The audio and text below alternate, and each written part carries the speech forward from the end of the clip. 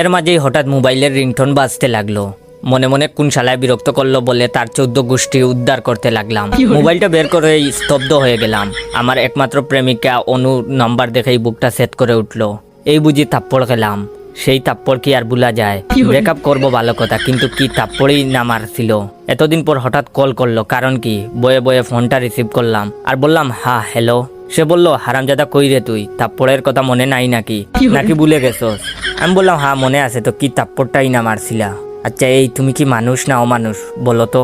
একে তো ব্রেকআপ করছো, আবার যাওয়ার সময় কিনা 2 গালে গুনে গুনে মুখ 10টা থাপ্পড় মেরেছিলা। সেই থাপ্পড় কি আর ভুলা যায়? এখনো আমি মাঝে মধ্যে সেই থাপ্পড় স্বপ্নে দেখি আর গাল হাতাই। সে বললো, ওই রাখ তোর আজাইরা পেশাল, তুই কই আসস এখন? আমি বললাম কেন? আমি এখন আবার কি করলাম? একে তো তুমি নিজে আমারে কল দিছো, তার উপর এখন বলতেছো পেঁচাল মারতেছি। সে বলল, ওই তুই তোর ছোট ভাইরে কি শিখাইয়া দিছস? আমি বললাম কেন, আমি তো কিছু শিখাই নাই। আর আরিফরে দিয়া তুমি কি করবা? ও আমাদের বংশের একমাত্র ভালো ছেলে, ওর নামে কিছু বললে আমি কিন্তু সহ্য করব না। তখন সে বলল, মিথ্যা বলবি না একদম, তোর ছোট ভাই আজকে আমার ছোট বোনরে প্রপোজ করছে। আমি বললাম আরে বাহ, ঠিকই তো আছে। তাহলে বেয়ান সাহেবা বলেন বিয়া কবে? অনেকদিন হলো কুরমা পোলাও খাই না। সে বলল, এই চুপ, তাবড়াইয়া তোর কান দিয়া গরম দুমা বাইর করমু, ফাইজলামি করস আমার লগে। তখন আমি বললাম, আমি আবার কি করলাম? সে বলল, আমার বোন প্রপোজালে রাজি হয় নাই, যার ফলে তোর ভাই আমার বোন সুমিকে ইচ্ছা মতো পিড়াইছে। আমি বললাম সাব্বাস, এই না হলো আমার ভাই, আমার অপমানের প্রতিশোধ নিছে আমার ভাই। সে বলল, তোর বাইরে বাঁচাইতে চাইলে এক্ষুনি লেকের পার আয়। আমার বুঝতে আর বাকি রইল না, কাহিনী জটিল। তাড়াতাড়ি ফোনটা কেটে দিয়ে লেকের দিকে দৌড় দিলাম। আগে বাইকে বাঁচিয়ে নিয়ে আসি, পরেরটা পরে চিন্তা করা যাবে। লেক বেশি দূর না, তাকায় 20 মিনিটের বেশি সময় লাগলো না। দেখি ছোট ভাইকে অনু হাত দিয়ে ধরে রেখেছে। সুমির দিকে তাকিয়ে দেখি তার নাকের মাথা লাল হয়ে গেছে। তখন অনু আমাকে দেখে বলল, তোর ভাইয়ের বিচার কর, তা না হলে কি করব? বলেই আরিফকে আমার দিকে এগিয়ে দিল।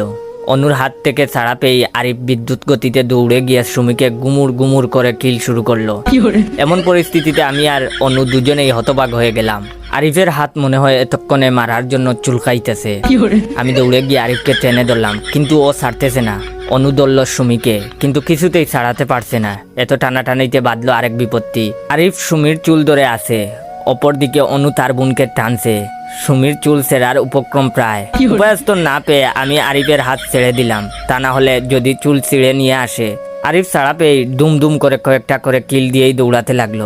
আর দৌড়াইতে দৌড়াইতে বলতে লাগলো, ভাই ওরা আমাদের মোট 11টা মারছিল, আমরা আরো বেশি মেরেছি, আমরা জিতেছি ভাই, এখন পালাও পালাও। আমি ছোট ভাইয়ের পিছু পিছু দৌড়াচ্ছি আর বলতেছি, সাব্বাস ভাই সাব্বাস, তুই আমাদের বংশের গর্ব, তোর জন্য আজ আমার মাথাটা অনেক উঁচু হয়ে গেল ভাই।